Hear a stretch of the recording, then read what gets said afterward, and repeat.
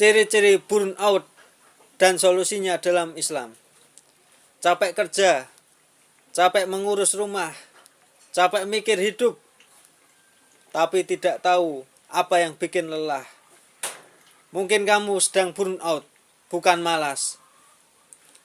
Tandanya semangat hilang, ibadah terasa berat, hidup seperti robot, ingin menghindar dari tanggung jawab. Solusinya dalam Islam, sesungguhnya badanmu punya hak atasmu. Hadis riwayat Bukhari. Istirahat yang cukup, seimbangkan antara dunia dan akhirat, dan dekatkan diri kepada Allah Subhanahu wa Ta'ala.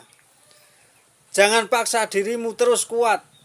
Bahkan Nabi pun butuh tidur, butuh menyendiri, dan butuh doa.